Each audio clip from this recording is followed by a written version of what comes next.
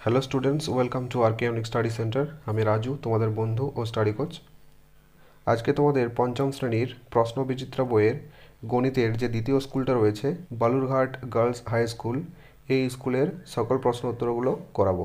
ক্লাসটি শেষ পর্যন্ত দেখতে থাকো। তোমরা ক্লাসগুলো দেখছো বাট সাবস্ক্রাইব করছো না।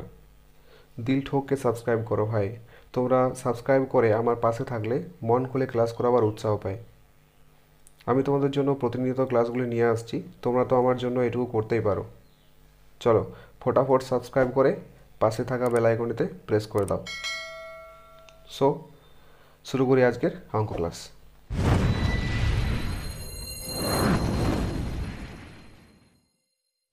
দেখো একের দাগেরটা কি বলেছে, সঠিক উত্তরটি নির্বাচন করো। কয়ের দাগেরটা 0, 9, 1, 3 সংখ্যাগুলি দ্বারা গঠিত 4 অঙ্কের ক্ষুদ্রতম সংখ্যা এখানের মধ্যে কোনটি হবে। তাহলে দেখো 0, 9, 1, 3 এই সংখ্যাটাকে সব থেকে ক্ষুদ্রতম সংখ্যাতে সাজালে 1039, তাহলে এটা হবে সঠিক উত্তর। 1039 1039 হবে সঠিক উত্তর।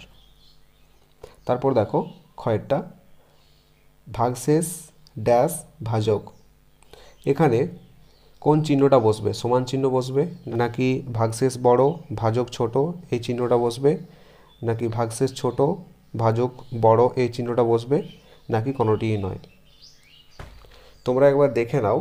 দেখো আমরা এরকমভাবে তো ভাগ করি, তাহলে এই ভাগ অঙ্কের এইখানে যে সংখ্যাটা বসবে, এখানে যে সংখ্যাটা বসবে এই সংখ্যাটাকে কি বলবো? ভাজ্য। মানে যে সংখ্যাটাকে আমরা ভাগ করব সেই সংখ্যাটাকে বলবো ভাজ্য। আবার এখানে যে সংখ্যাটা বসবে এটাকে বলবো ভাজক, মানে যার দ্বারা ভাগ করা যায় সেটাকে বলবো ভাজক। আর যেটা আমাদের উত্তর বেরোয় অর্থাৎ সেই সংখ্যাটাকে বলবো কি? ভাগফল। আর যেটা অবশিষ্ট থাকবে সেটাকে আমরা জানি ভাগশেষ বলে, তাই তো? তাহলে দেখো ভাগশেষ সবসময় আমাদের কি? ছোট হয়, ভাজকের থেকেও ছোট হয়, ভাজ্যর থেকেও ছোট হয়, আবার ভাগফল থেকেও ছোট হয়। এটা তোমরা মাথায় রাখবে, ঠিক আছে? তাহলে এই চিহ্নটা হবে এটা, ভাজক ভাগশেষের থেকে বড়। বোঝা গেল? তারপর দেখো গয়ের দাগেরটা কি বলেছে, মৌলিক জোড় সংখ্যা। আমরা জানি যে জোড় এবং মৌলিক একটি সংখ্যায় আছে, সেটা হলো 2, তাহলে এটা হবে 2। বোঝা গেল? তারপর 2-এর দাগেরটা দেখো কি বলেছে, নিচের প্রশ্নগুলির উত্তর দাও। কয়ের দাগেরটা 24,312কে স্থানীয় মানে বিস্তার করে লেখো। চলো উত্তরটা দেখব। দেখো আমাদের সংখ্যাটা কি দেওয়া আছে? 24,312। এই সংখ্যাটাকে প্রথমে কি করব? একক দশক শতক করে লিখব। তাহলে একক দশক শতক হাজার অযুত, অযুতের নিচে কত আছে? 2। তাহলে 2-এর সাথে আমরা কত গুণ করব? 10,000। তাহলে 2-এর সাথে 10,000 গুণ করলে আমাদের কত হয়? 20,000। তাহলে 2-এর স্থানীয় মান কত হলো? 20,000। এরপর আছে হাজার, হাজারের নিচে কত আছে? 4। হাজার মানে কি? 1,000। তাহলে 4-এর সাথে কত গুণ করব? 1,000। তাহলে 4-এর সাথে 1,000 গুণ করলে কত হয়? 4,000। তাহলে 4-এর স্থানীয় মান কত? 4,000। এরপর আছে শতক, শতকের নিচে কত আছে? 3। তাহলে 3-এর সাথে 100 গুণ করব। তাহলে 3-এর সাথে 100 গুণ করলে কত হয়? 300, অর্থাৎ 3-এর স্থানীয় মান 300। এরপর আছে দশক, দশকের নিচে কত আছে? 1। তাহলে 1-এর সাথে 10 গুণ করব, কত হয়? 10 একে 10, 10ই হয়। তাহলে 10-এর স্থানীয় মান হলো 10।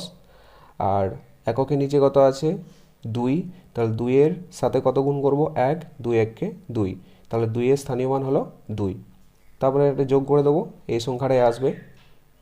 তোমরা যদি এরকম না করতে পারো তাহলে কি করবে? দেখো যদি এই সংখ্যাটাকে ভালো করে দেখবে, যদি 2-এর স্থানীয় মান বলে তাহলে খেয়াল করে দেখবে 2-এর পরে কোটা সংখ্যা আছে।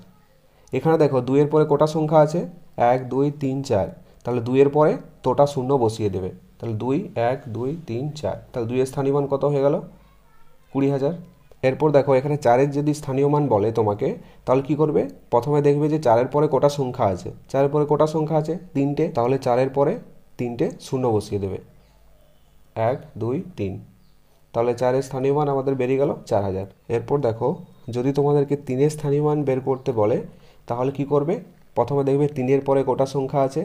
এখানে দেখো 3-এর পরে দুটো সংখ্যা আছে, তাহলে এখানে 3-এর পরে দুটো শূন্য বসিয়ে দেবে। এত গুণ করার ঝামেলা করার দরকার নেই।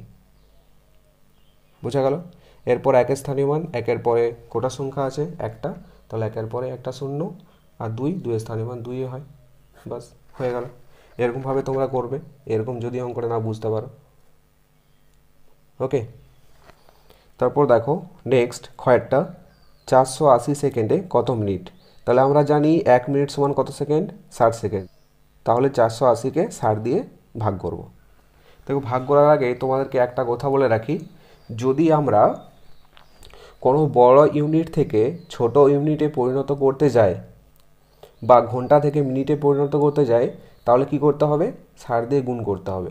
মনে রাখবে, বড় ইউনিট থেকে ছোট ইউনিটে গেলে 60 দিয়ে গুণ, আর কোনো ছোট ইউনিট থেকে বড় ইউনিটে গেলে বা কোনো ছোট ইউনিটকে বড় ইউনিটে পরিণত করতে গেলে 60 দিয়ে ভাগ। যেমন এখানে দেখো, মিনিট থেকে ঘন্টায় পরিণত করতে গেলে কি করতে হবে? 60 দিয়ে ভাগ করতে হবে।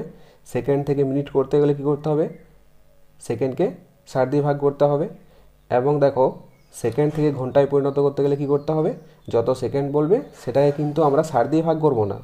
আমরা জানি যে 1 ঘন্টা সমান কত সেকেন্ড? 3600 সেকেন্ড। তাহলে যত সেকেন্ড বলবে সেই সেকেন্ডটাকে আমরা 3600 সেকেন্ড দিয়ে ভাগ করব। বোঝা গেল? এরপর দেখো অঙ্কটা আমাদের এখানে বলেছে 480 সেকেন্ডে কত মিনিট? আমরা জানি 1 মিনিট সমান 60 সেকেন্ড, তাহলে 60 দিয়ে ভাগ করব। 480কে 60 দিয়ে ভাগ করলে কত হয়? 60 8টে 480, তাহলে এখানে হবে 8 মিনিট। তাহলে উত্তরটা কি হলো? 480 সেকেন্ডে হয় 8 মিনিট। ওকে, তারপর দেখো গয়েরটা, দুটি সংখ্যার লসাগু ও গোসাগু এর মধ্যে সম্পর্ক কি? দেখো, দুটি সংখ্যার লসাগু ও গোসাগু এর মধ্যে সম্পর্ক হলো দুটি সংখ্যার লসাগু গুণ গোসাগু সমান সংখ্যা দুটির গুণফল।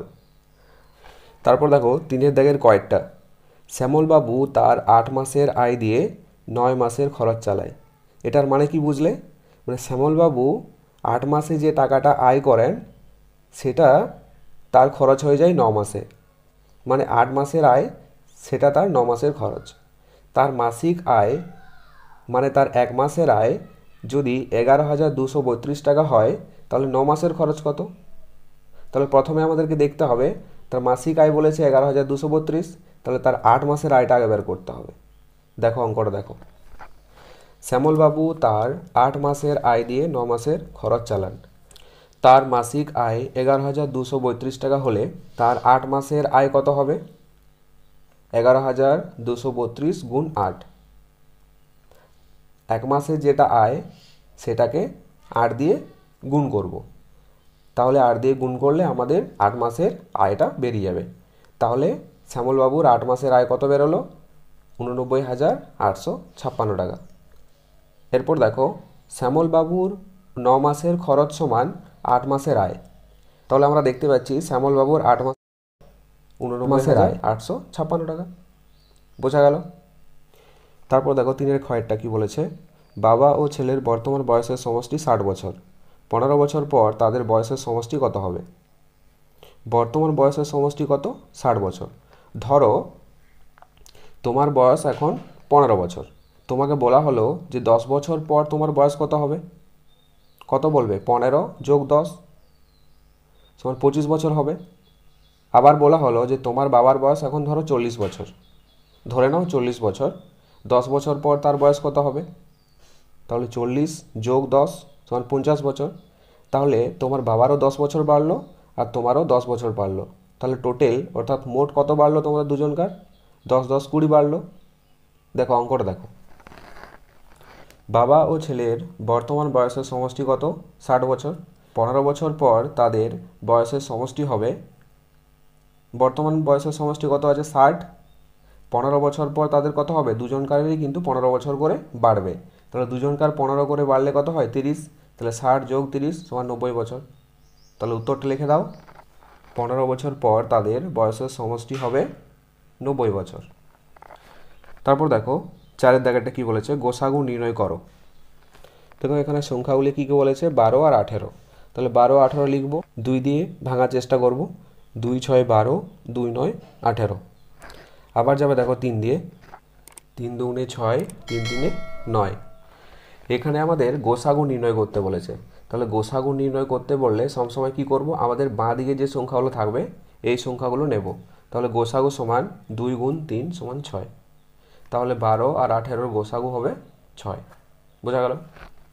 তারপর দেখো অথবাতে কি বলেছে, লসাগু নির্ণয় করো। সংখ্যাগুলি কি কি আছে, 70 আর 56। 70 আর 56 লসাগু নির্ণয় করতে বলেছে। তাহলে আমরা লসাগু নির্ণয় করব।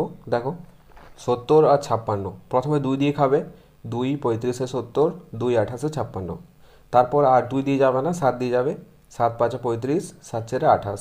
তার আমাদের লসাগু কত হবে, লসাগু করলে আমাদের যতগুলো সংখ্যা খাইয়েছি সেই সংখ্যাগুলো কিন্তু নামিয়ে দেবো গুণ করে। দেখো প্রথমে আছে 2, 7, 5, 4। তাহলে লসাগু সমান 2 গুণিত 7 গুণিত 5 গুণিত 4 সমান 280। তাহলে 70 আর 56 লসাগু হবে 280। বোঝা গেল? এই ছিল আজকের ক্লাসটা ইউজফুল মনে হলে অবশ্যই লাইক করে সাবস্ক্রাইব করে পাশে থাকা বেল আইকনটিতে প্রেস করে রাখো। দেখা হচ্ছে নেক্সট ক্লাসে। Have a good day.